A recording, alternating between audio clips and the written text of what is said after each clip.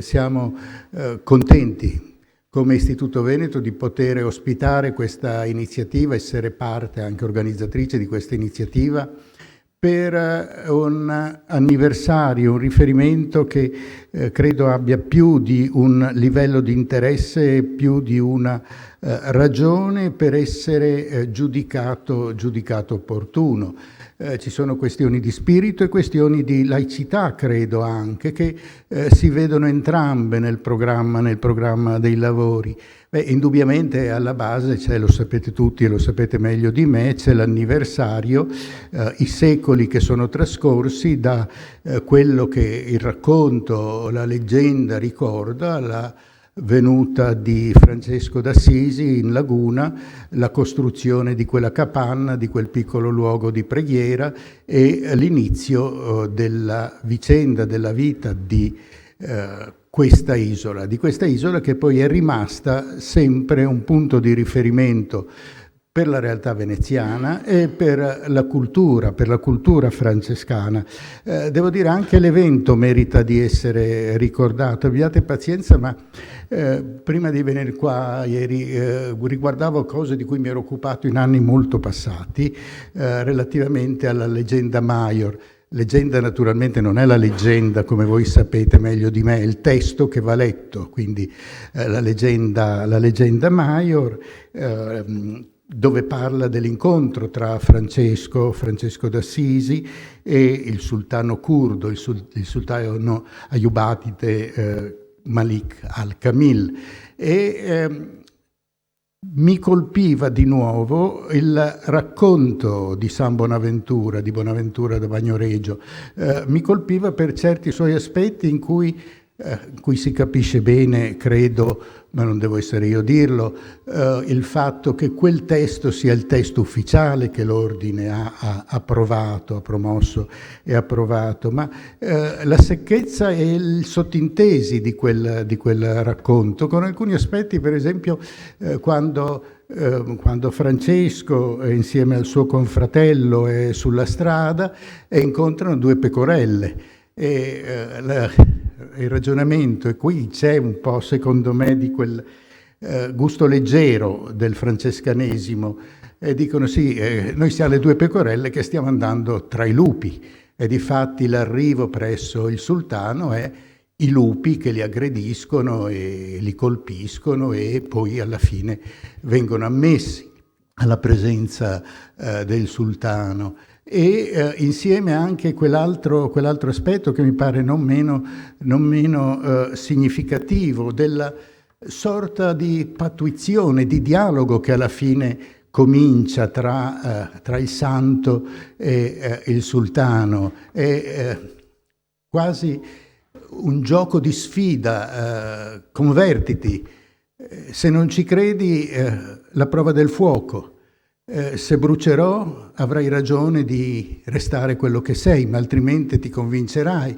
È il sultano che ci pensa molto, non accetta, ma non accetta perché ha paura che alla fine si debba convincere e rassegnare. E in cambio il problema è quello della povertà, i grandi doni che il sultano promette a Francesco, e che Francesco, nel nome della povertà, e anche questo è un altro elemento di una tradizione molto, molto lunga, che dura ancora oggi per quell'ordine, la povertà come valore assoluto. E credo che sia molto opportuno che si faccia questo incontro così alla vigilia, nei mesi di questo anniversario, perché questa parte del racconto francescano, una parte che si presenta a interpretazioni, si è presentata almeno in passato ad interpretazioni che, non tocca a me dirlo, ma mi pare fossero orientate in una contemporaneità che non rendeva ragione alla cosa, ossia il gesto di sfida. Francesco che sfida il sultano, il confronto, o al tempo stesso il ragionamento sull'integralismo. Queste sono cose assolutamente antistoriche. È bene che si ragioni invece sulle fonti, si ragioni su quello che è in un passaggio ripeto, dal punto di vista religioso, della fede, ma non solo della fede, che sarebbe anche riduttivo, ma della cultura che ci accompagna da secoli. E qui forse si può aggiungere qualcosa molto più legato al presente, molto, se volete, molto francescano, ma anche non francescano, che è l'esistenza dell'isola. È l'esistenza di questa isola che rimane una specie di, non so come dire, ormai potremmo dire anomalia nella realtà veneziana. Tutti noi arrivando qua siamo passati attraverso una città che chi ci vive da tempo fatica a riconoscere, chi incontra per la prima volta la affronta con un certo disorientamento. E il fatto che invece cose di questo genere sopravvivano, che cose di questo genere siano trattate oggi in questo convegno che si va a aprire da un personaggio competente di quel settore, al di là e oltre fede, religione, come è il professor Dal Paus, significa il problema di una realtà laica, non solo spirituale, ma anche laica di questa nostra città. E devo dire che pensando a questa situazione per strada, venendo qua, dicevo, ma guarda che fortuna che restino questi posti. E me lo pensavo con molta malinconia perché dove sto io sentivo anni fa, in estate, venire dal collegio armeno, certe sere, i canti armeni dei giovani studenti armeni che ancora non avevano una loro Armenia, che si trovavano lì e festeggiavano e cantavano. E penso come invece da alcuni anni a questa parte sento le orchestre più moderne, coi suoni più imprevedibili e più invasivi. Ecco, forse ho parlato anche troppo, ma volevo soltanto dire il piacere da parte dell'Istituto Veneto di avervi qua. I complimenti per chi ha organizzato questo incontro e l'augurio per i lavori che so già che saranno perfetti. Buon lavoro a tutti e grazie.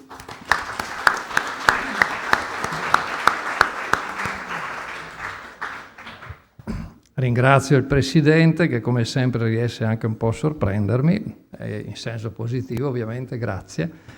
E introduco un po' questo convegno molto sinteticamente. Ecco, da montanaro quale mi sento e sono, confesso che non conoscevo assolutamente quest'isola di San Francesco del Deserto. Approdai ad essa solo recentemente grazie a un invito dell'amica Deborah Catarozzolo, che è responsabile della gestione del patrimonio immobiliare della provincia Sant'Antonio dei Frati Minori del Nord Italia, che anzi approfitto qui per ringraziare dell'opportunità che mi ha offerta e anche per il grosso lavoro che ha svolto per questo convegno. Ecco, questo convegno si deve in larga misura, direi, anche alla sua determinazione e alla sua idea. È un'idea che però è maturata anche insieme, quasi spontaneamente, direi non appena il marinaio che ci accompagnò sull'isola spense il motore del natante. Personalmente ebbi un po' la sensazione di trovarmi in un luogo in cui lo spazio e il tempo si erano fermati, mantenendo intatti il luogo e lo spirito che nell'isola infusero i frati francescani, a partire credo dal XIII secolo qui. Se sbaglio loro mi correggeranno perché ci sono degli eminenti esperti su questo. Ecco, in realtà lo spazio e anche il tempo sono invece mutati, anche per l'isola sono mutati, perché l'hanno resa un luogo prezioso, ma molto più fragile forse del passato all'interno della laguna.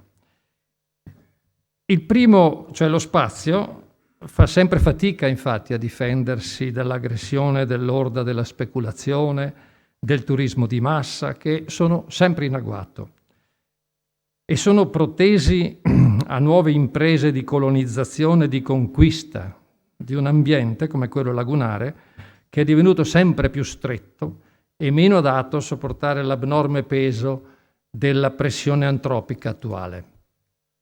Il secondo, il tempo, che mantiene solo il ricordo forse delle folte schiere, immagino, di frati che in passato popolavano e rendevano molto vivo il convento dell'isola, frati che da soli riuscivano a far fronte in modo quasi totalmente autonomo, come una specie di città ideale, diciamo, a tutte le molte attività, penso, non solo di mediazione di preghiera, di meditazione di preghiera, ma anche a quanto si rendeva materialmente necessario e quotidianamente necessario per la severa conservazione del luogo.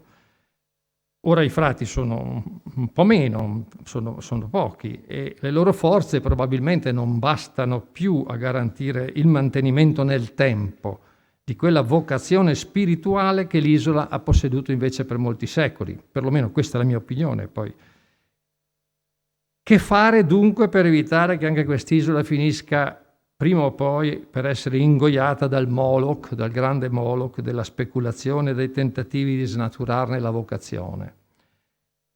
Ecco, furono un po' queste le riflessioni che facemmo allora visitando l'isola e dalle quali scaturì questa idea di compiere un primo passo, un convegno che metta in luce la necessità e l'urgenza di mantenere all'isola una sua vocazione privilegiata, un luogo dello spirito, mantenerle un luogo dello spirito, lontano dai flussi turistici e di massa, nel contempo però cercando di trovare quelle risorse minime necessarie al crescente fabbisogno di interventi di conservazione e di adeguamento degli edifici dell'isola, senza minimamente intaccarne quella tonalità di luogo della riflessione dello spirito e in particolare continuando a sperare e a credere che gli unici abitanti e residenti permanenti dell'isola rimangano i frati. Gli altri, coloro che potrebbero fruire di questa pausa, di questo luogo di riflessione, dovrebbero e restare comunque degli ospiti. Detto questo, riterrei che la struttura un po' che si è cercato di dare a questo convegno è un po' ritmata su questi due motivi, lo spazio e il tempo. Dello spazio, cioè del rapporto dell'isola con la laguna, ci parlerà il professor Dal Paus. Al professor Bruni, invece, noto mediovalista, abbiamo riservato la riflessione sul tempo, segnato dalle tracce della presenza di Francesco in laguna. La struttura del convegno, poi l'avete visto anche dalla locandina, dopo queste due inquadrature di carattere squisitamente culturale, dovrebbe seguire un intermezzo, mi auguro anche piacevole, che è l'intervento del regista Fornoni, che ci mostrerà un filmato sull'isola, e poi degli interventi un po' più tecnici degli architetti Rossini, Menichelli e dell'ingegner Mattiazzo, che ci mostreranno invece gli interventi che si potrebbero fare nell'isola, mantenendone quello spirito a cui accennavo poco fa. Sarà poi la fortuna che abbiamo di avere con noi l'arcivescovo amministratore apostolico Monsignor Pizzavalla, già custode francescano di Terrasanta, a chiudere questo convegno e approfitto a nome di tutti per ringraziarlo della sua presenza, che comincia a essere un po' rara in Italia perché è molto più in Terrasanta, penso, e nei luoghi collegati a Terrasanta che non qui, per anche il favore che ci ha fatto nell'essere presente. Grazie, Monsignor. Ecco, prima di entrare poi nel vivo del convegno, vorrei ancora chiedere un saluto a padre Mario Vaccari, che è il vicario della provincia francescana. In un certo senso, penso, il custode supremo un po' anche dell'isola. E gli chiederei di porgere un po' anche lui il saluto ai convenuti e poi sicuramente iniziamo con le relazioni. Prego. Beh, in questo momento il mio sentimento è soprattutto di ringraziamento di aver organizzato per noi e per la nostra presenza al deserto questa conferenza, questa riunione, questo convegno. Ringrazio soprattutto l'Istituto Veneto, il professor Ortalli e tutti i professionisti e professori che interverranno. Per noi sentire parlare di Francesca in questo modo, da una parte è una gioia, dall'altra una responsabilità che sentiamo perché essere frati minori, cioè l'ordine fondato da Francesco, è anche un'eredità difficile, perché le sue intuizioni, che sono state dello Spirito di Cristo, in quell'epoca sono da tradurre per noi oggi. E questo non è mai un'operazione semplice, perché bisogna farla in fraternità come lui voleva, quindi ascoltando il parere e anche valorizzando il carisma di ogni fratello e essere attenti ai segni dei tempi. Operazione che anche la Chiesa sta facendo, ma in particolare il nostro ordine nel nord Italia. Siamo una provincia, diciamo, giovane perché abbiamo 2 anni di età, però formata da 6 province che hanno una storia molto complessa e molto carica anche di santi, di cose molto belle. E io vengo da Genova, quindi ecco, già questo essere qui a Venezia per me è una cosa importante, no? Perché sempre vengono in mente le repubbliche marinare, almeno a me così. Vabbè, ecco, la cosa difficile per noi, ma anche bella, la sfida bella per l'isola del deserto è conservare, come stanno facendo i frati che ci abitano adesso, questa presenza di preghiera, di lavoro, di custodia del silenzio, e lo fanno veramente. Io da poco ci sono stato e lo fanno davvero e si impegnano. E poi d'altra parte l'apertura al mondo di oggi attraverso l'accoglienza, un'accoglienza che è misurata, che non è per tutti, ma che viene regolata in un certo modo sul weekend, su alcuni gruppi. Però loro in questo modo riescono ad accogliere, tra virgolette, il mondo, nel senso che passano veramente una varietà di persone notevole. Ecco, come riuscire a mantenere questo, l'ha detto bene il professor Ossatti e anche il professor Fellin. Ecco, occorre da una parte custodire anche il complesso immobiliare, però il difficile è proprio quello, non in una maniera, cioè direbbe Francesco, perché venga custodito lo spirito di orazione e di devozione. Ecco, grazie perché ci aiutate oggi in questa operazione non facile. Noi da parte della provincia ci metteremo il nostro impegno sia come risorse di frati che disponibili ad andare al deserto. Non è facilissimo trovare frati che si vogliono impegnare in quella presenza, perché non è una vita semplice. Però ci sono sparsi qui e là, ecco, quindi il nostro compito è di dare a questi frati questa possibilità e di dargli anche una struttura, una forma, parlo dell'immobile soprattutto, che possa custodire questo spirito di preghiera, di accoglienza. Grazie a tutti davvero. Grazie. Iniziamo allora con la prima relazione del professor Luigi Dal Paus, dal titolo La difesa dalle acque in laguna e il caso singolare dell'isola. Mi permetto di presentare brevemente l'amico Luigi, che come me è anche socio di questo istituto, di questa antica istituzione veneziana fondata da Napoleone, per inciso. E lui è professore emerito di idraulica dell'Università di Padova. Da amico posso dire che è una vita la sua dedicata all'idraulica, all'idrodinamica, alla difesa del suolo e alla salvaguardia della laguna di Venezia come caso specifico.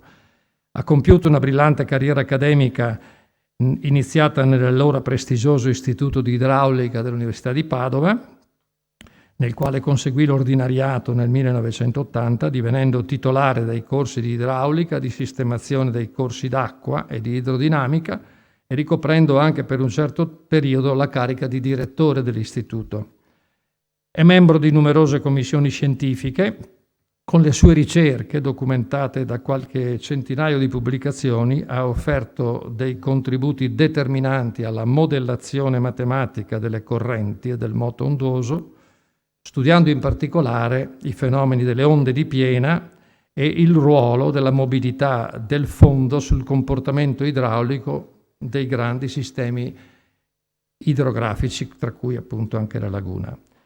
Rientrano qui a pieno titolo quindi i suoi studi sulla laguna di Venezia, dai quali si possono dedurre anche dai suoi studi, direi, inquietanti prospettive per il futuro, che sono imputabili soprattutto all'azione dell'uomo e alla sordità della politica.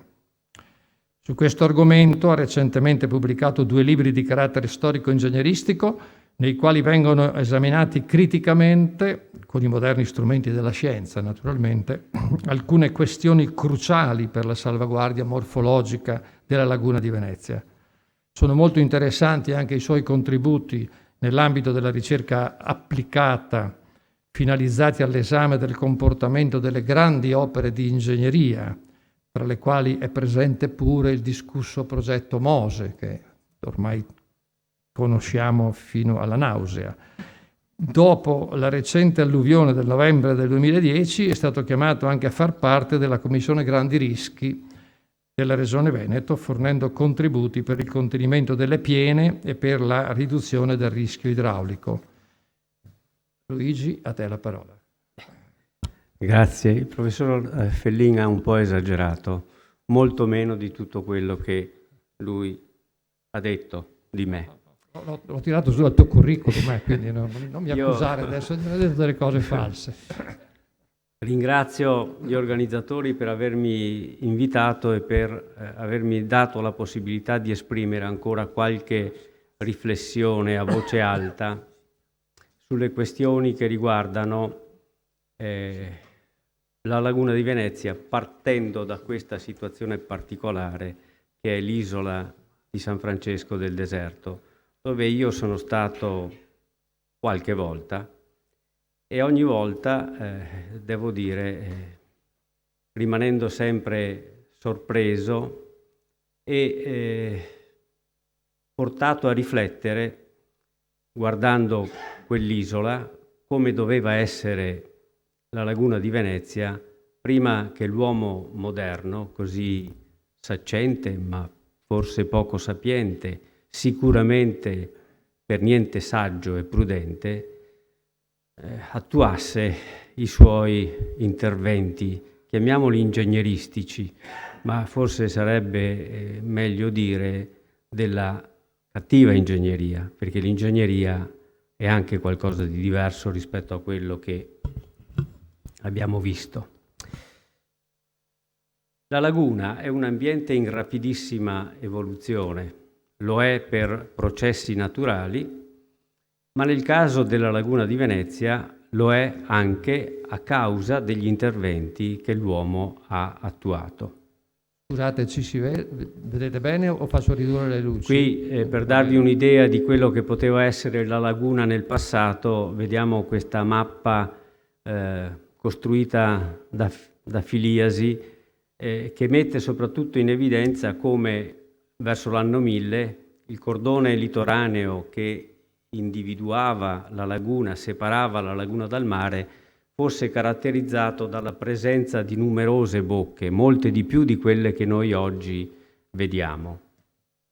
Alcune di queste bocche sono andate naturalmente scomparendo, in particolare, vedete, fra Malamocco e Chioggia c'era una bocca che si chiamava Porto Secco, il cui nome già di per sé stesso era poco promettente, e questa bocca non la vediamo più in questa rappresentazione incredibile di Cristoforo Sabbadino, incredibile perché se noi georeferenziamo questa mappa e gli sovrapponiamo una cartografia moderna, troviamo delle corrispondenze che sono, tra virgolette, preoccupanti, perché se quest'uomo, senza i mezzi che oggi noi abbiamo, fu in grado di dare della laguna la rappresentazione che sta in questa mappa, sta a significare che lui era effettivamente un uomo eccellente.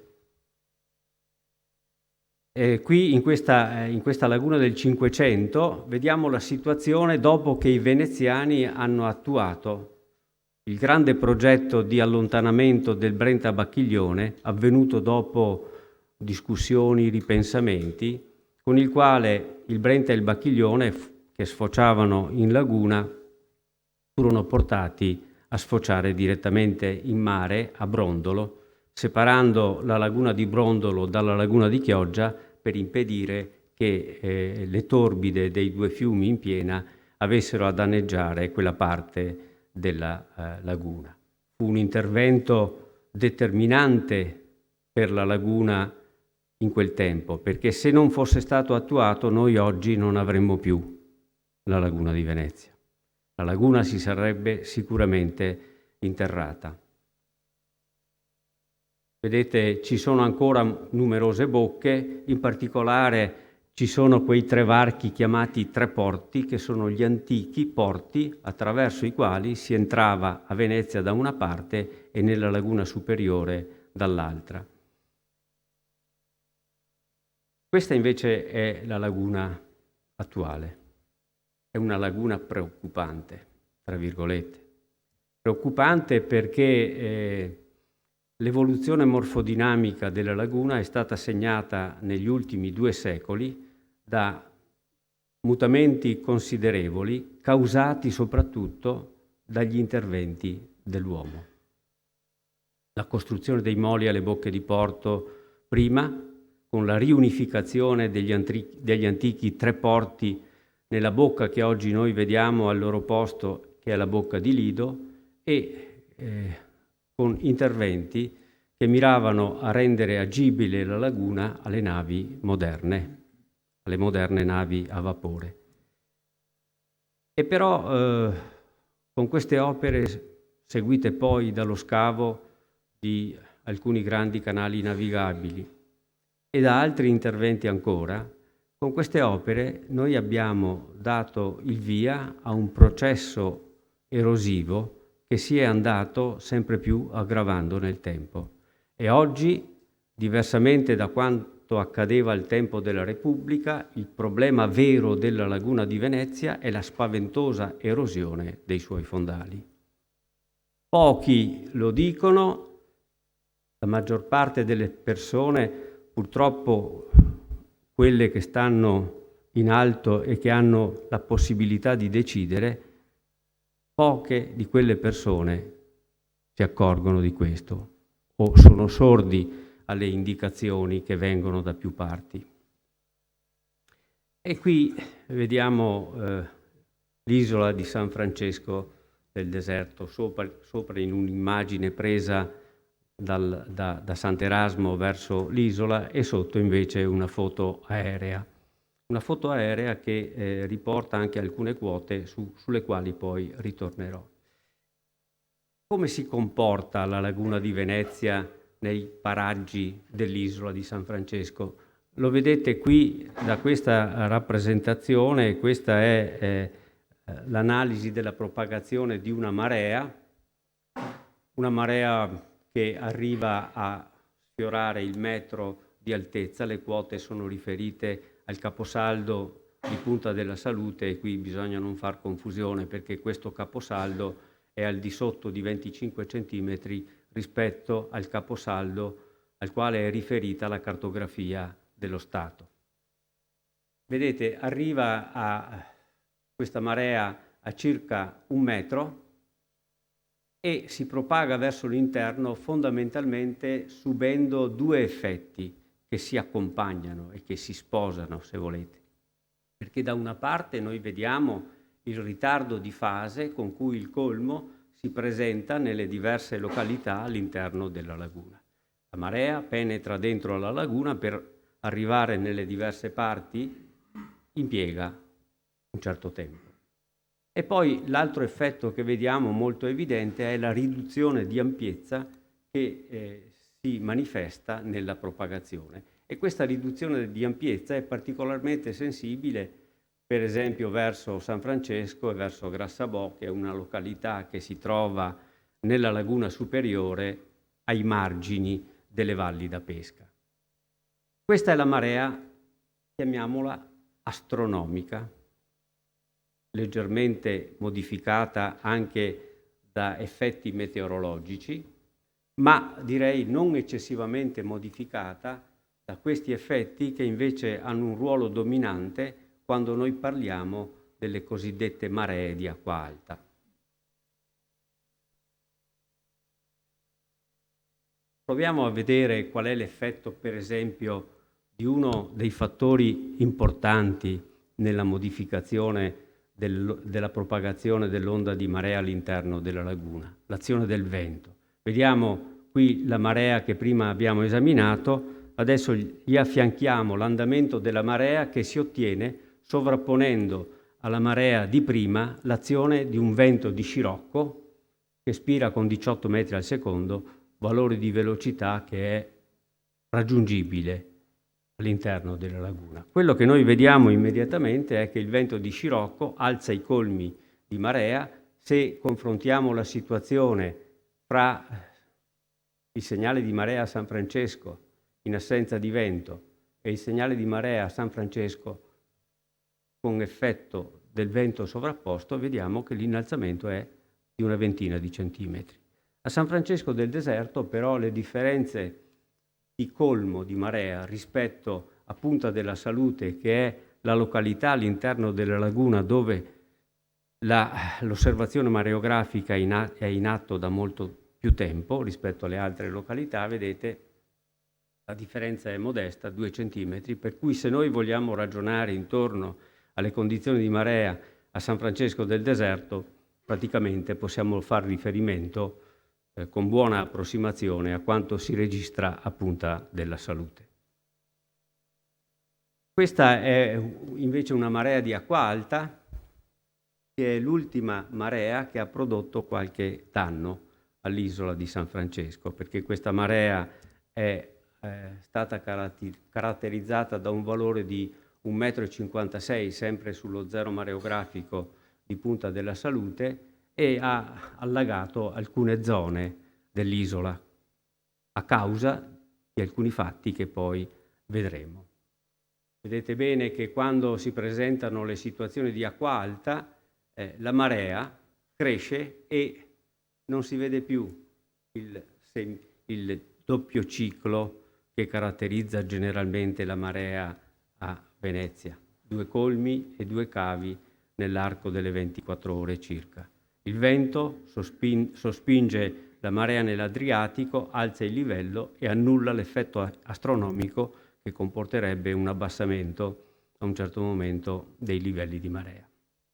E questo è abbastanza interessante perché sono stato sabato scorso, grazie alla cortesia di un amico che ho visto prima, sempre generoso e disposto, un veneziano come pochi ce ne sono, l'ingegner Peretti, che mi ha portato là con la sua barca, perché l'isola non è facilmente raggiungibile in modo diverso, e siamo stati là e abbiamo con un sistema GPS quotato alcuni punti della difesa perimetrale dell'isola. Che cosa si vede sostanzialmente? Si vede che le quote della difesa perimetrale sono generalmente abbastanza alte, perché i numeri che sono lì riportati in giallo sono riferiti allo zero mareografico della carta dello Stato.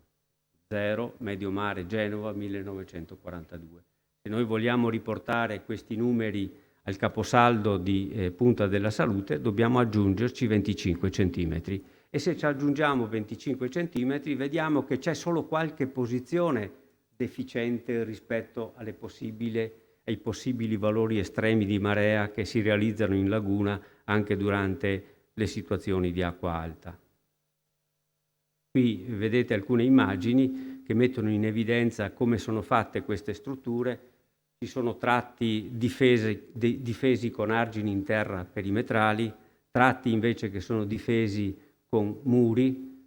Queste strutture sono difese al piede o con palificate, come vedete nella fotografia qui che sta in centro, oppure con un muro al piede sopra il quale sorge la difesa arginale in terra e il muro al piede è difeso con del pietrame.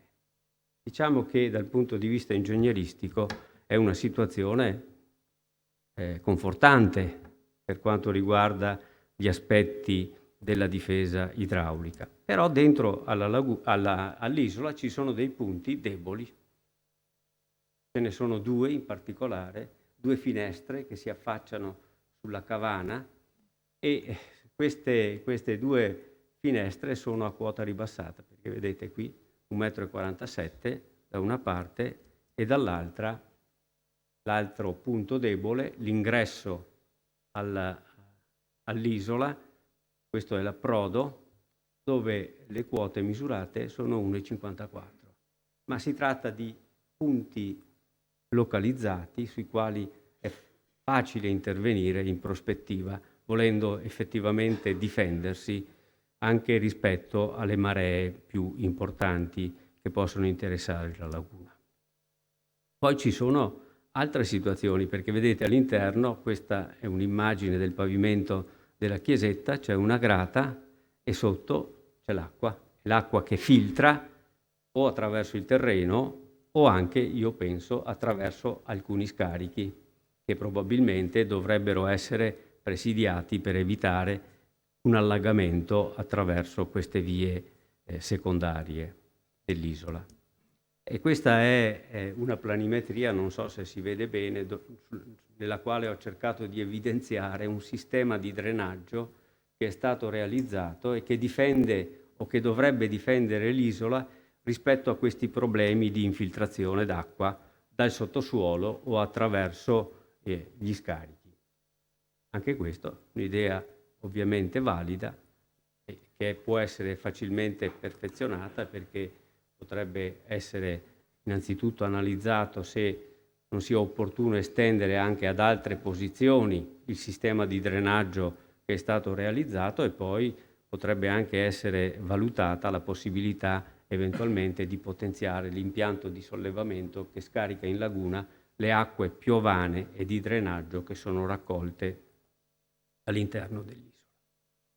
Dal punto di vista idraulico, perciò, l'isola di San Francesco potrebbe essere un punto di riferimento per tante altre situazioni meno piacevoli che si riscontrano dentro alla laguna di Venezia. Ha qualche punto debole, ma sono punti che sono facilmente risolvibili. Non sono punti critici che richiedono interventi costosi e anche, direi, poco adatti all'ambiente. Ma c'è un ma, e il ma è legato alle previsioni, delle quali anche voi avrete sentito parlare, sull'innalzamento del livello medio del mare in proiezione futura. Il massimo organismo internazionale al quale fa riferimento è l'IPCC, questo organismo che si occupa delle conseguenze dei cambiamenti climatici, anche con riferimento appunto alle variazioni dei livelli medi del mare. E le previsioni dell'IPCC al 2100 non sono per niente confortanti se guardiamo la laguna di Venezia, perché vedete qui sono riportati diversi scenari e vediamo che al 2100 il più benevolo di questi scenari parla di un valore medio di innalzamento del livello medio del mare di 44 centimetri, ma possiamo arrivare anche a 74 centimetri. In particolare, se noi guardiamo come il livello medio del mare si è modificato dal 1700, epoca in cui di fatto ha inizio l'industrializzazione della nostra terra, ad oggi vediamo che il livello medio del mare è andato progressivamente crescendo. Noi adesso siamo qua e la previsione del 2100 è veramente incredibile, perché i valori che sono riportati qui sono la media della previsione per ciascun scenario e i valori estremi vanno ben oltre questi valori di incremento di cui vi ho parlato.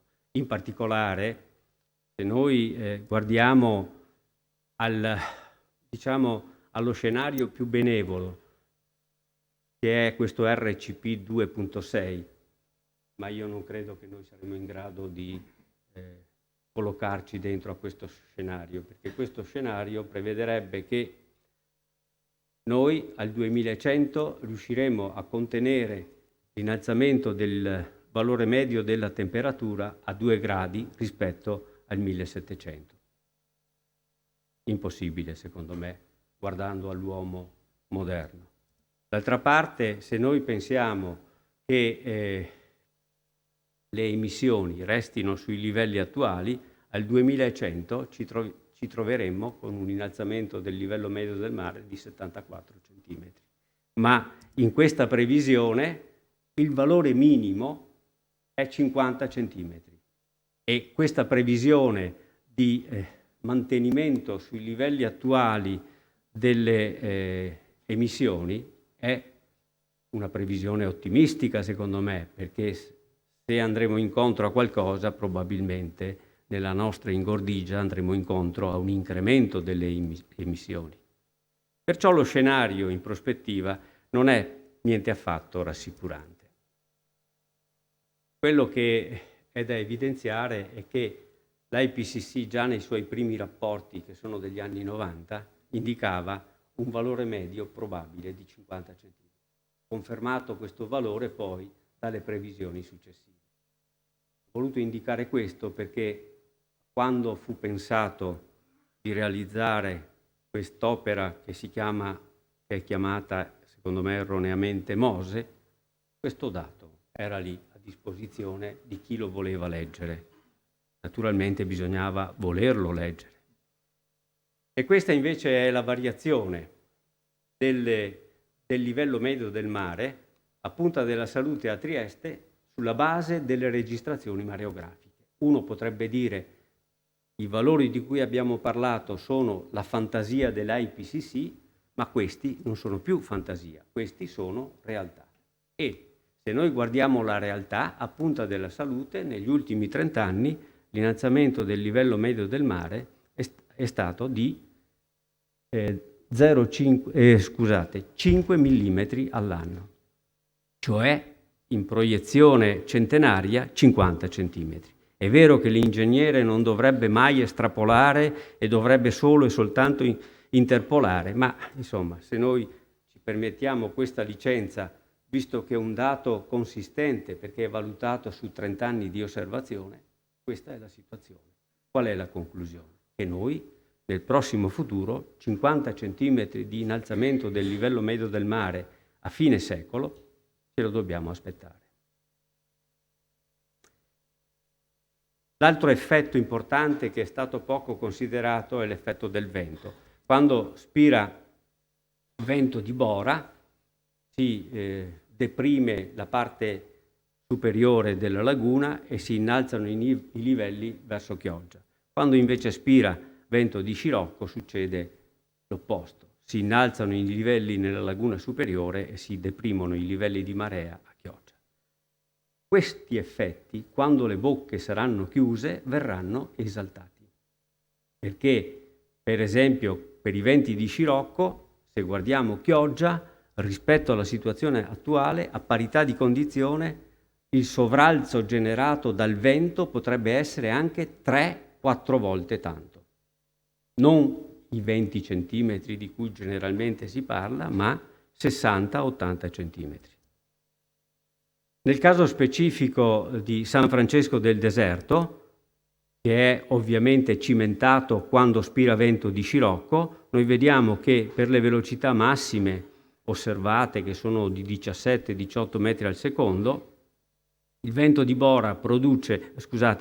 Scirocco produce a Punta della Salute un innalzamento di poco inferiore ai 20 centimetri rispetto al mare, mentre a San Francesco del Deserto, che è un po' più a nord, questo incremento è superiore. La differenza fra Punta della Salute e San Francesco del Deserto è di circa 7-8 centimetri.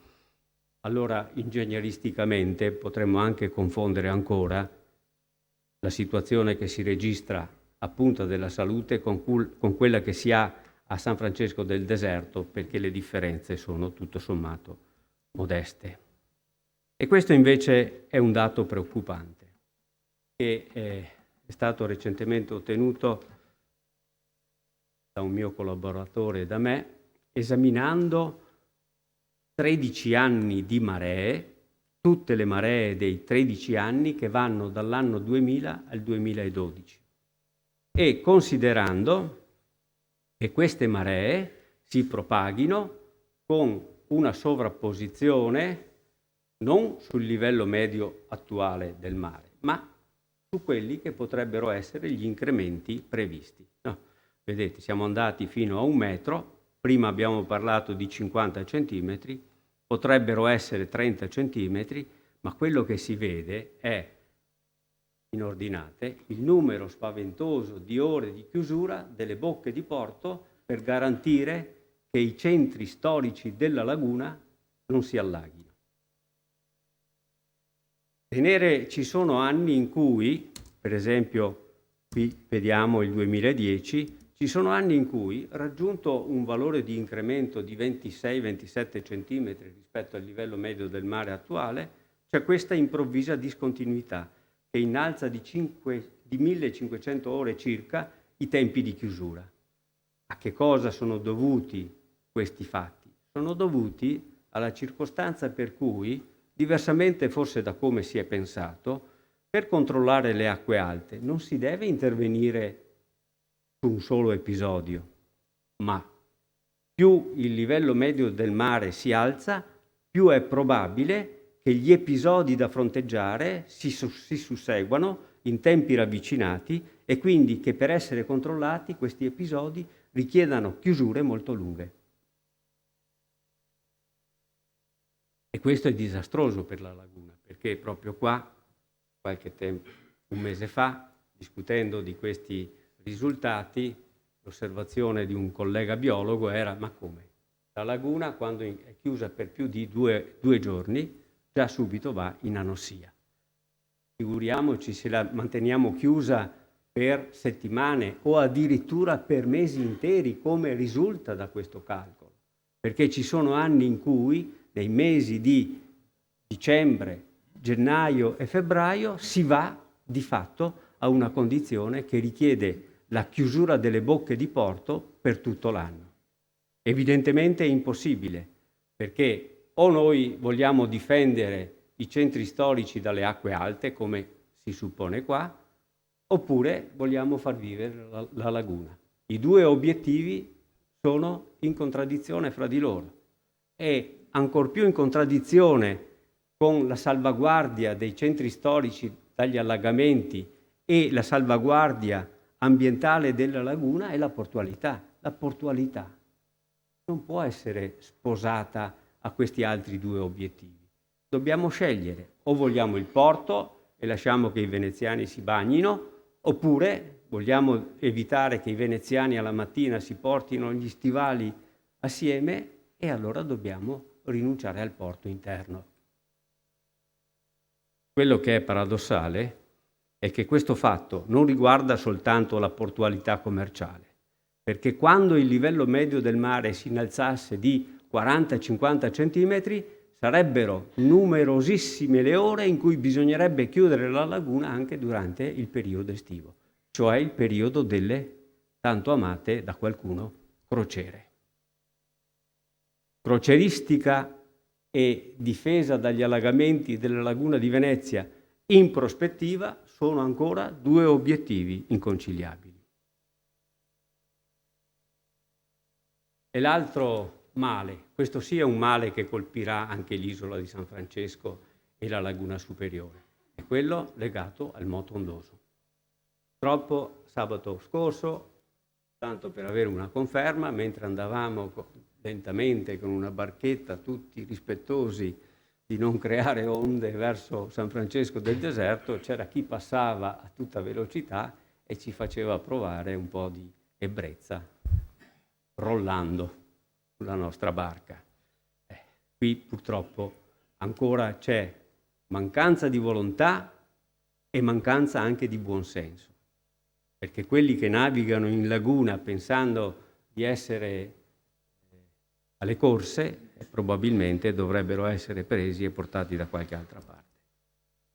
Guardate qual è l'effetto del moto ondoso e quale sarà l'effetto che il moto ondoso produrrà su questa laguna superiore, che è un ambiente, secondo me, ancora meritevole di essere visitate. Questi sono i bordi delle barene che vengono distrutti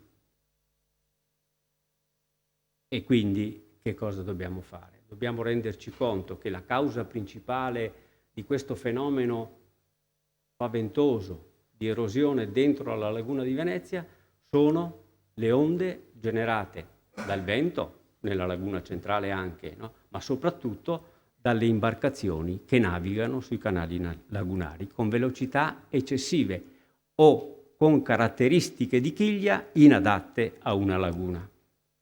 I sedimenti che vengono risospesi dalle onde in minima parte si ridepositano in prossimità delle zone in cui sono risospesi, ma per la maggior parte vengono trascinati verso i canali, qui sono presi dalle correnti di marea che li portano verso le bocche e poi sono espulsi in mare dalle bocche, che hanno una struttura tale per cui il processo di flusso e di riflusso è assolutamente asimmetrico. I sedimenti che escono non rientrano più in laguna come conseguenza della struttura che è stata assegnata alle bocche per consentire la navigazione.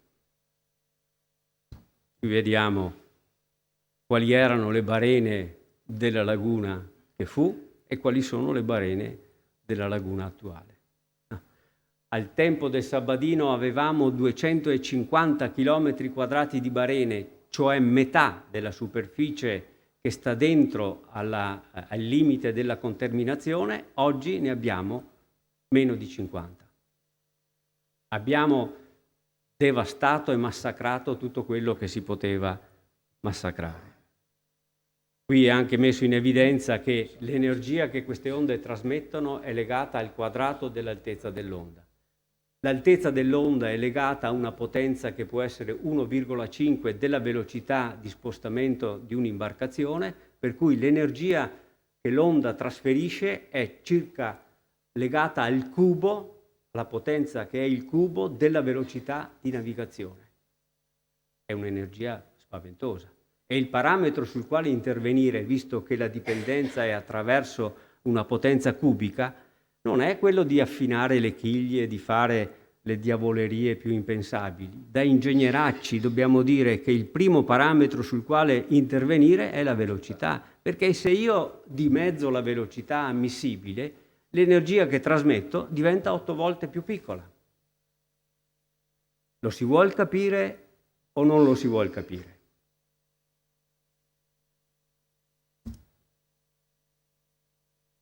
Diciamo che tutto sommato la laguna nord si è relativamente ben conservata e quindi è meritevole di essere difesa. Difendiamo quindi l'isola di San Francesco, ma con l'isola di San Francesco tutte le isole della laguna nord, anche quelle che stanno andando in malora, come ne ho viste andando l'ultima volta a San Francesco.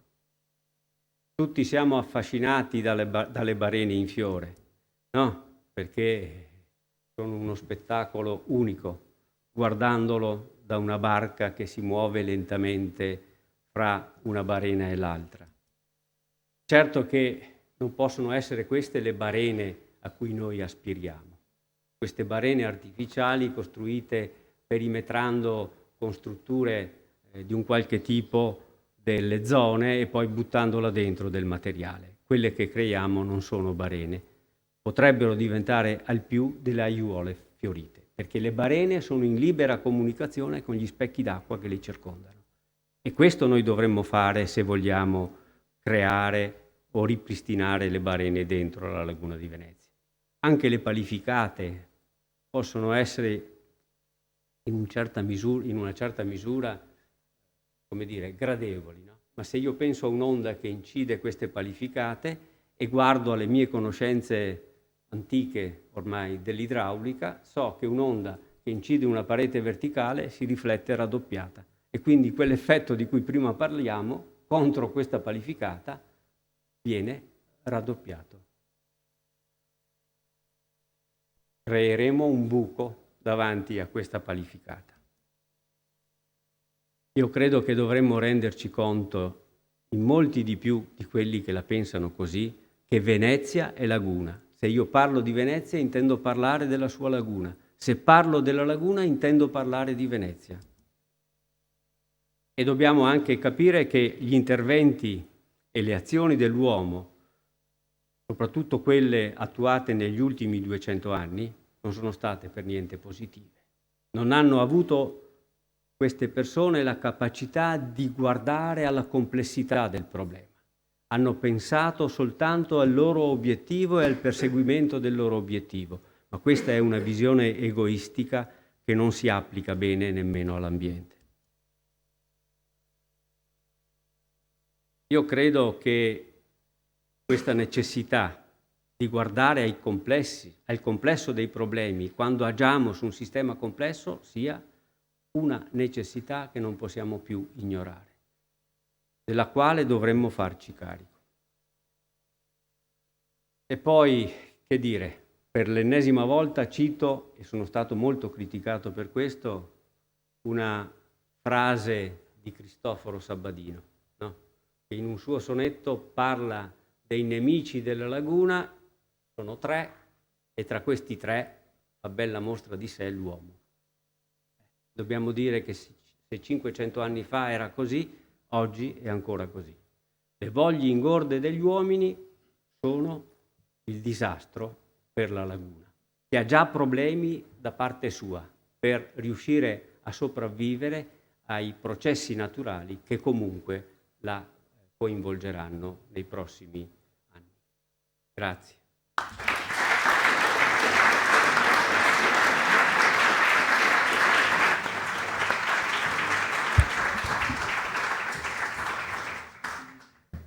Ringrazio molto l'amico e collega e professore Dal Paus, che come sempre riesce a inquietare anche, no? Mi viene in mente che qualcuno mi aveva detto: ma cosa c'entra Dal Paus con un convegno sull'isola di San Francesco? Mi pare che il commento sia ovvio, insomma, no? Se pensiamo al francescanesimo e all'ingordigia dell'uomo di cui ha parlato lui, credo che c'entri e come. Ecco, e adesso cambiamo sguardo e sentiamo il professor Francesco Bruni sulle tracce di Francesco in Laguna. Breve presentazione di Bruni: è ordinario di storia della lingua italiana nell'Università Ca' Foscari di Venezia, è socio effettivo anche lui e membro della presidenza anche con me dell'Istituto Veneto. I suoi interessi scientifici coprono settori molto ampi, documentati da qualche centinaio di pubblicazioni. All'attenzione ovvia per la letteratura italiana, ovviamente, si affiancano studi di storia della grammatica, della storia della lingua italiana, temi relativi alla lingua e alla tecnica narrativa del romanzo, alla poetica, al latino e volgare nel Medioevo. Di suo particolare interesse sono i temi medievali, con particolare riferimento alla cultura siciliana. Si è occupato inoltre dell'insegnamento dell'italiano come lingua prima e come lingua seconda, con contributi anche alla RAI. La sua carriera accademica lo vede presente in molte sedi italiane come le università di Napoli, Bari, Salerno, Venezia e quali visiting professor anche università straniere al Cairo, a Girona, a Los Angeles e a Toronto. Francesco, a te la parola. Grazie. Dopo aver ascoltato la relazione di Dal Paus, coraggioso sostenitore di una visione realistica, e dopo quella sua conclusione sul perseguire dei fini esclusivamente legati a una prospettiva egoistica, e anticipo quello che volevo dire alla fine, e cioè che in una società che non è ricca di significati come la nostra, i francescani forse possono non già risolvere questi inquietanti problemi, ma certamente hanno dei significati che possono aiutare e contribuire. Anche per me La conoscenza di San Francesco del Deserto è recente e risale alla stessa occasione ricordata dall'amico Lorenzo Fellin, sicché non sono uno specialista della materia, però grazie a qualche aiuto che ho avuto dall'amico Marino Zorzi, già direttore della Marciana, ho cercato di documentarmi un po'. Anzitutto, perché San Francesco del Deserto? Dal momento che chi visiterà domani l'isola vedrà che, insomma, noi quando parliamo del deserto, pensiamo a vaste distese di sabbie sahariane o mongoliche e quindi non lo colleghiamo all'ambiente lagunare.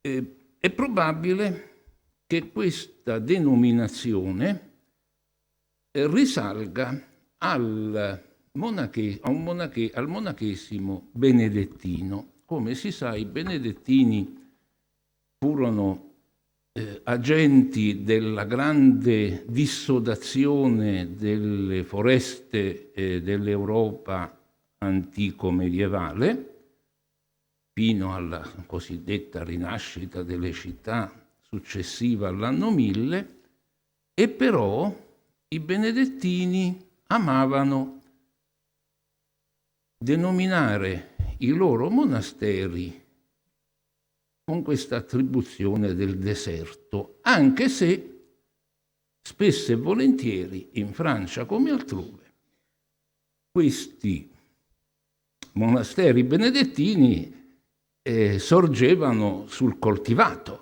proprio perché ora et labora, e laborator nel Medioevo è il contadino, non è il lavoratore in senso ampio. E quindi i benedettini dissodavano e facevano dissodare le terre. E allora perché il deserto, se in realtà questa azione stava nel passare dalla foresta selvaggia al coltivato? È perché loro pensavano ai primi cristiani, quelli che veramente vivevano nel deserto nordafricano, quelli mitici di cui raccontavano le vite dei padri, e del deserto c'erano grosse relazioni su questi argomenti, quelli che si cibavano, per farla breve, di locuste, che a quanto pare torneranno forse ad allietare le nostre tavole, come leggo qua e là, e locuste e le famose radici. Quindi un deserto, in questo caso, mentale. Ora noi sappiamo che San Francesco, quando già figlio del ricco mercante Pietro Bernardone, San Francesco, si era spogliato letteralmente delle sue vesti ed era stato ricoperto dal vescovo di Assisi in una scena molto drammatica. Chi ricorda, molto spesso raffigurata, ma in maniera la più famosa è l'affresco che si attribuisce a Giotto, no? Nelle basiliche di Assisi. Allora dico, quando San Francesco non era ancora Francesco, lui andava in giro in Umbria e si fermava a riparare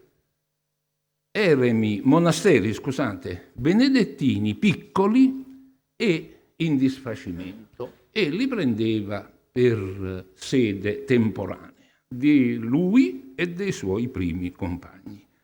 Quindi questa denominazione probabilmente gli è venuta da questa terminologia benedettina. Però i francescani non fanno lo stesso mestiere, se posso dirla così, dei benedettini. Nel francescanesimo è fondamentale il polo eremitico e, senza farla lunga, basta ricordare le stigmate nel roccioso paesaggio della Verna in Umbria, quando il Serafino stigmatizza San Francesco. Ci sono infinite raffigurazioni pittoriche dal 200 al 600 e certamente molto oltre il 600.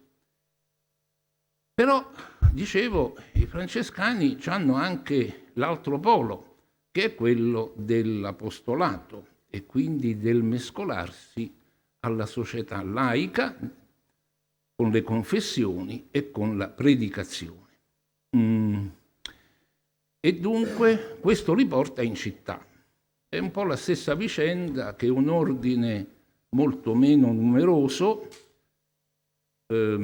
coetaneo dell'ordine dei minori, perché nel Medioevo non li chiamavano francescani, li chiamavano i minori, dicevo un ordine che è quello dei predicatori, come li chiamavano allora, che oggi chiamiamo più comunemente i domenicani. Ecco.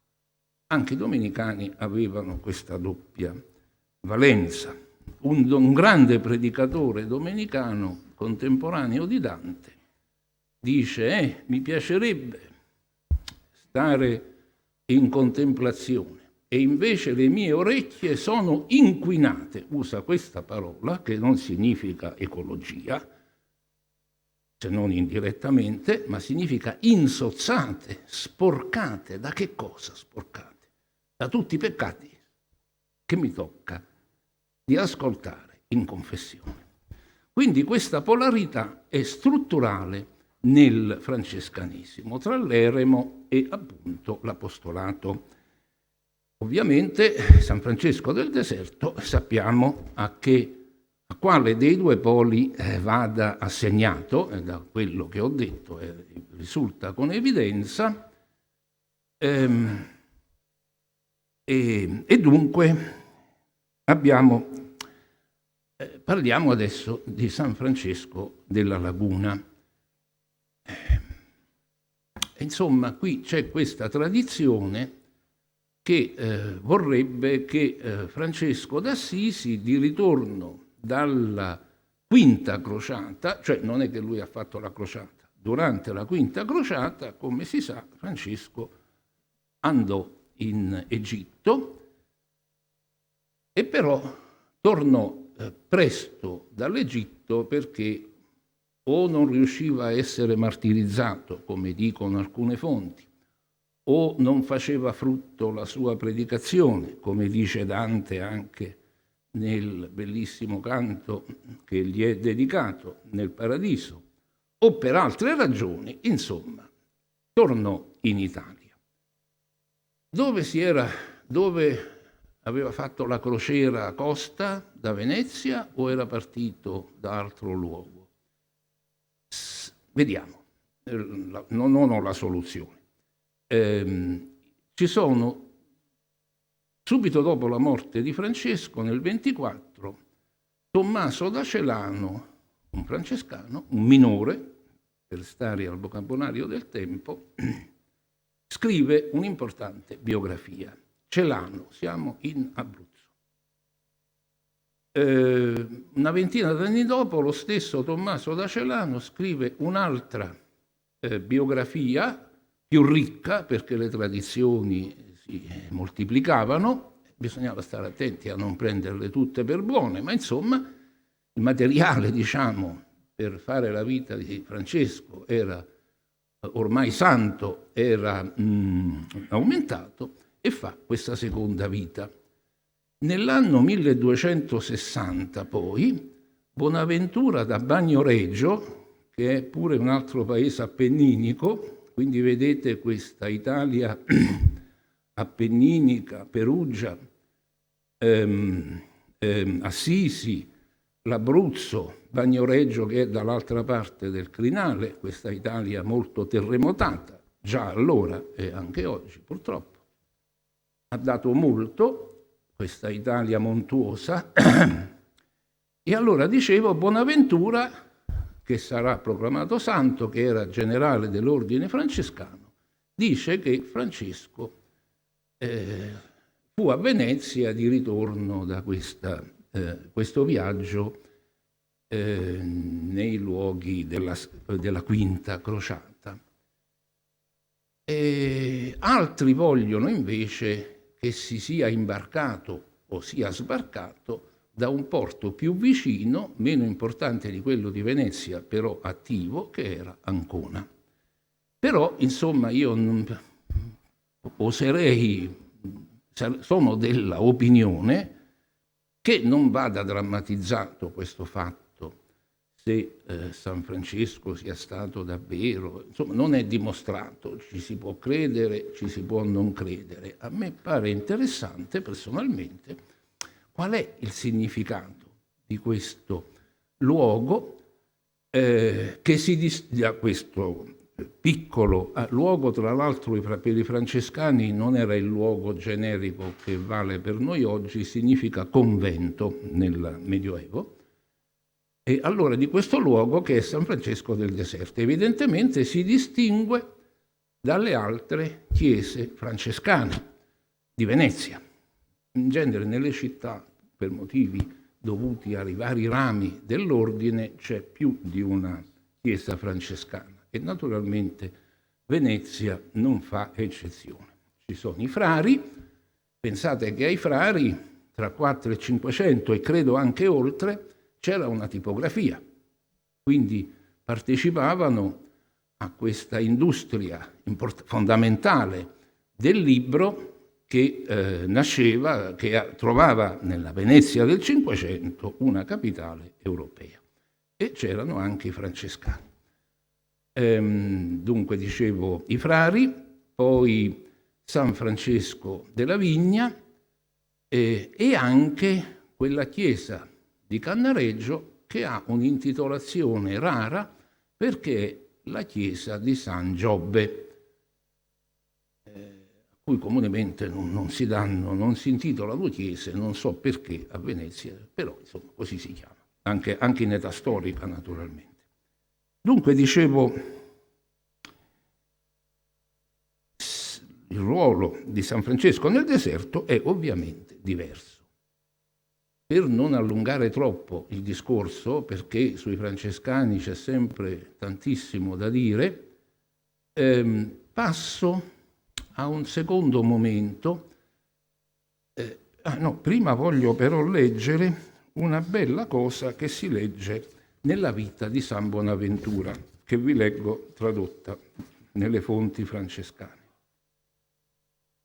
Dunque, Francesco, mentre attraversava con un altro frate, in genere i frati vanno in coppia, le paludi di Venezia, trovò una grandissima moltitudine di uccelli che se ne stavano sui rami a cantare. Come li vide, disse al compagno: i fratelli uccelli stanno lodando il loro creatore, perciò andiamo in mezzo a loro a recitare insieme le lodi del Signore e le ore canoniche. Andarono in mezzo a loro e gli uccelli non si mossero. Siccome per il gran garrire non potevano sentirsi l'un l'altro nel recitare le ore, Francesco e il suo compagno, il santo si rivolse agli uccelli e disse: fratelli uccelli, smettete di cantare fino a quando avremo finito di recitare le lodi prescritte. Gli uccelli, da bravi scolaretti, obbediscono e poi ricominciano quando loro hanno finito. È facile capire, insomma, a questo punto è successo o non è successo? A me non sembra drammatico l'alternativa. È evidente che qui c'è una reinterpretazione della famosa predica agli uccelli che Francesco fece e che tutte le fonti agiografiche ricordano. Sant'Antonio da Padova, che era nato in Portogallo ma prende il nome da dove è morto, predicherà sulla scia di San Francesco ai pesci. Ma insomma il modello di uno che parla agli uccelli, poi c'è Francesco il lupo di Gubbio, no? O che comunica con gli animali, è chiaramente francescano. Una seconda puntata, per così dire, della storia del nostro monastero desertico è legata a una fase quattrocentesca della storia francescana, è legata, dunque, l'ordine francescano aveva la doppia polarità che ho accennato prima, e lo stesso successo che l'ordine otteneva, la stessa fiducia che si era guadagnato con il prestigio di questi frati che vivevano di elemosina, diversamente dai benedettini che lavoravano la terra, questi frati, predicatori, confessori, eccetera, lo stesso successo li aveva fatti diventare ricchi di eredità, di cui loro non erano proprietari. C'era una formula per cui loro usavano queste ricchezze ma non ne erano i proprietari. Ci furono questioni molto complicate. I francescani hanno studiato molto anche il problema dell'usura, sono stati alla base delle casse di risparmio dell'Ottocento, perché nel 400 inventarono quello che oggi si chiama, quando parliamo dell'India, il piccolo credito. Inventarono il piccolo credito, cioè il prestito a modestissimo tasso di interesse che fino ad allora la Chiesa aveva proibito. E quindi è interessante questo, perché è proprio quella che Dante chiama l'umile Italia, perché viene dai piccoli centri, viene da Foligno, dai piccoli paesi delle Marche, e muove verso le grandi città con una capacità di proposta non comune, proposta spesso e volentieri respinta dai signori che in città comando io e anche il credito lo gestisco come dico io. Però è un'Italia, direi, popolare, insomma, ecco. E i francescani ci stanno dentro. Ora dicevo, che cosa succede nel 400? Che l'ordine conosce delle polemiche interne e, per farla breve, è una storia molto lunga che certo non posso raccontare, si forma un'ala minoritaria che prende il nome di ala degli osservanti.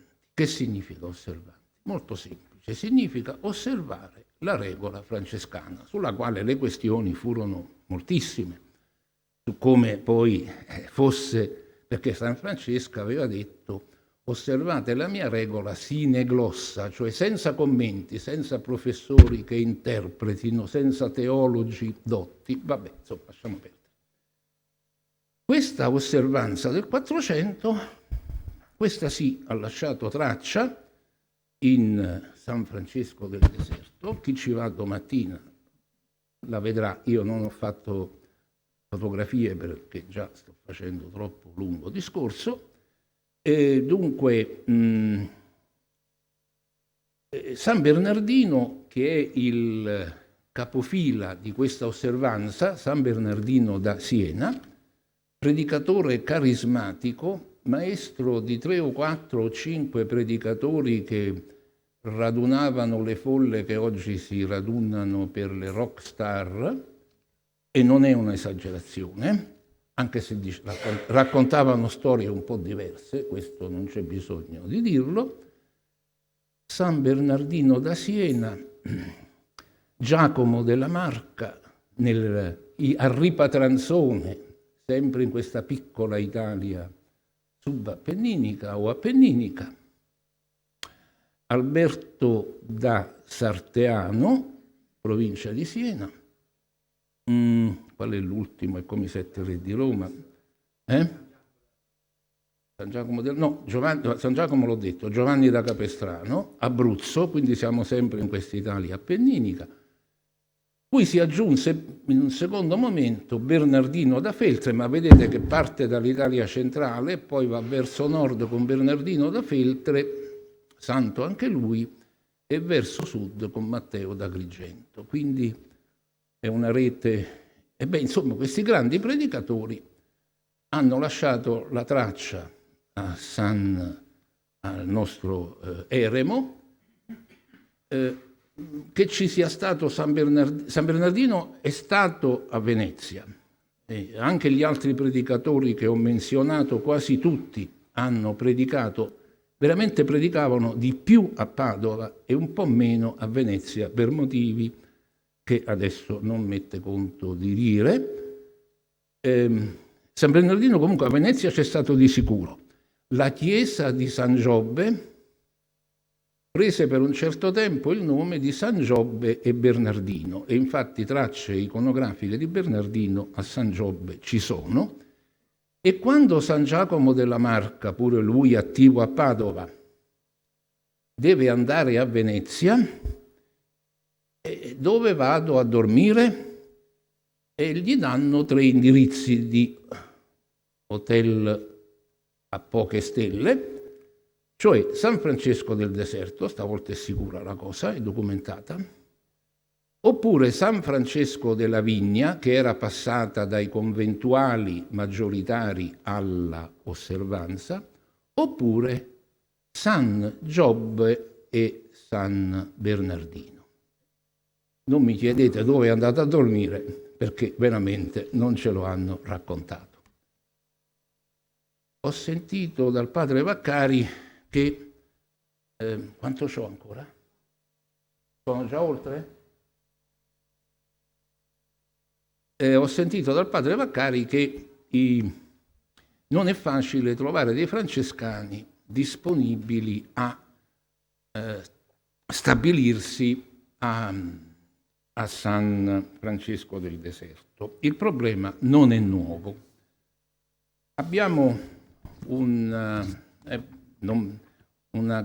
grande storia della Chiesa veneziana che risale al Settecento, di un laico che voleva farsi, non vi dico chi è, si chiama Cornerro, uno dei grandi nomi veneziani, Cornelius in latino, il quale ha raccolto qualche documentazione, e in questa documentazione risulta che il luogo si impaludava, professor Dal Paus, che il luogo era difficile da vivere, che i frati erano oppressi dalla solitudine, e tra l'altro non ho capito come facessero ad andare a fare la questua, perché non potevano chiedere l'elemosina nell'isola, non lo so, evidentemente si imbarcavano e la facevano, insomma, no?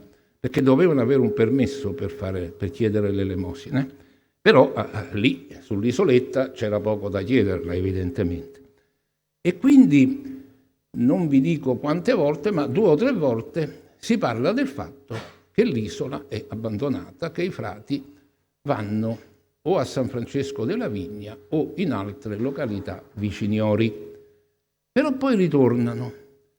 Ancora nel 1594 non conosce San Francesco la terza ondata francescana dei Cappuccini, ma a fine 500 vengono attribuiti ai padri riformati a fine 500. Veniamo a tempi più vicini. E devo concludere, mi rendo conto. Un libro che ho letto per l'occasione è di un cappuccino che nel 1865, Anton Maria da Vicenza, un cappuccino perché così si firmano i cappuccini, con il nome, se non dico troppe sciocchezze, con il nome della città di cui sono originari, ha lasciato un resoconto che un po' ripete il Corner settecentesco, che aveva lavorato su documenti, e però ci dà delle interessanti notizie in anni di grandi trasformazioni militari e politiche, perché nel 1790 arrivano i soldati francesi ispirati alle idee rivoluzionarie, e nel 1806 le corporazioni religiose sono soppresse da Napoleone. Poi cade Napoleone, la cattolica Austria rimette in piedi, diciamo, che è entrata nel Veneto, ovviamente, rimette un po' in piedi le cose, e Francesco Giuseppe, quello che ha fatto 50 e più anni di impero, è morto nel 1916 durante la Prima Guerra Mondiale, Francesco Giuseppe, dimenticavo, l'isola diventa una polveriera, che mi pare molto consentaneo, ma in realtà la Santa Barbara si metteva nelle isole per motivi di sicurezza, ovviamente, no? Che se scoppiava faceva pochi morti, o forse nessuno. Diventa una polveriera, quindi viene passata al genio militare. Francesco, l'imperatore austriaco, invece, restituisce l'isola, non tutta però, rimane del genio militare, consente l'uso del prato, ma restituisce chiesa, convento e e un po' di terra. E tutto questo, quindi bisogna rifare i lavori, ricostruire. Insomma, arriva l'Unità d'Italia nel 1861, il Veneto rimane austriaco.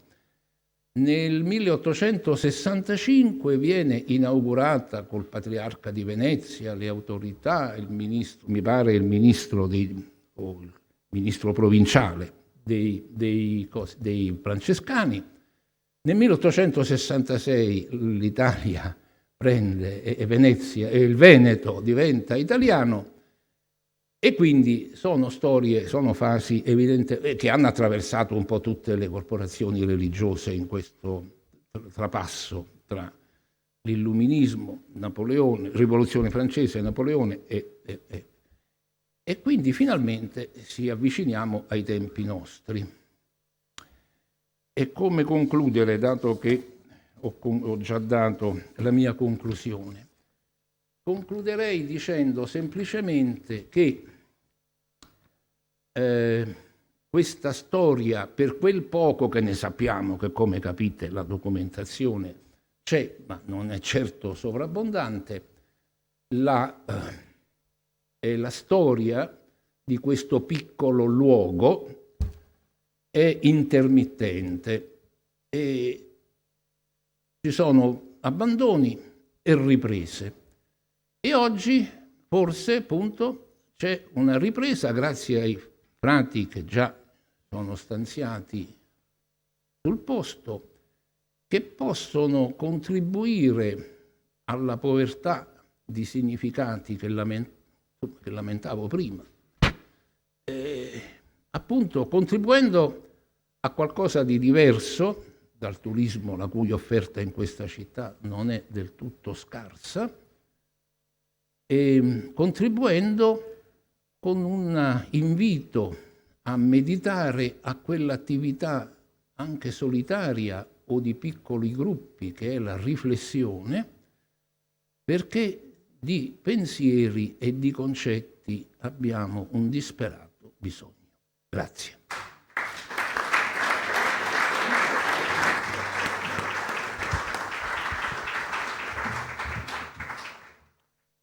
Grazie professor Bruni. Abbiamo completato questo primo quadro fatto di spazio e di tempo con una certa invidia, devo dire, per il modo con cui lui ricorda date e nomi, insomma, che vabbè.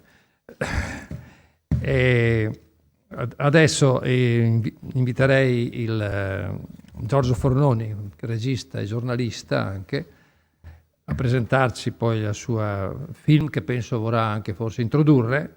Lo presento brevemente anche lui. È un giornalista un po' speciale, viaggiatore nelle zone più disastrate del mondo, alla ricerca dell'uomo, quello che nasce dalla sofferenza e delle prove più ardue, realizzando documentari e film denuncia. Ha denunciato, per esempio, tra le molte cose, i traffici illegali e le ingiustizie, intervistato capi di Stato, leader della guerriglia, Nobel per la pace.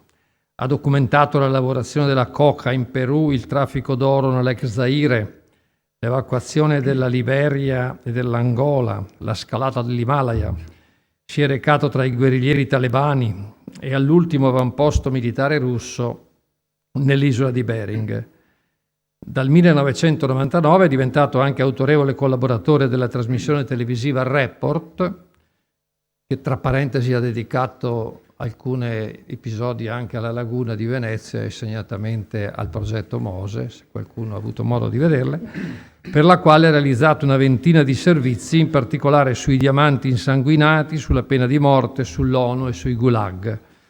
Attualmente sta lavorando a un film sulle vie del cielo, quale ricerca spirituale in ogni cultura e per ogni fede, lo leggo dal suo curriculum, questo. Coltiva un forte rapporto di amicizia con i francescani, per cui ha voluto mettere a servizio la sua competenza e passione in questo filmato di presentazione dell'isola, e lo ringraziamo per questo. Prego. Sì, grazie dell'invito. La cosa è nata un po' per caso, questo lavoro, perché sono molto amico di Fra Enzo, che da proprio parecchi anni lo conosco. Come diceva prima, sì, ho lavorato per 15 anni a Report. La cosa più bella che Milena Gabanelli ha detto di me è che io lavoro non per interesse giornalistico, ma per documentare le tragedie umane a me stesso. Questo era perché nel 99 mi avevo dedicato una puntata, ma al di là di queste cose, stavo dicendo, sono contento di aver contribuito a dare un pensiero, un po' di slancio anche a questo lavoro dall'isola del deserto di San Francesco, perché ha dato a me in prima persona la possibilità di poter godere di questi silenzi e di queste immagini. Adesso lo vediamo perché dura 22 minuti, quindi non è poco, però lo ritengo abbastanza interessante. Ci sono delle parole spirituali chiave che però mi sono state date da Fra Enzo, perché io non arrivo fin lì, perché le mie preghiere sono talmente pesanti che non sanno lasciare la terra per il cielo, però in qualche modo tento di andare un pochettino anch'io un po' più in là. Ringrazio proprio di avermi dato la possibilità di poter contribuire a fare un qualcosa che forse abbia un po' di senso. Grazie. Grazie.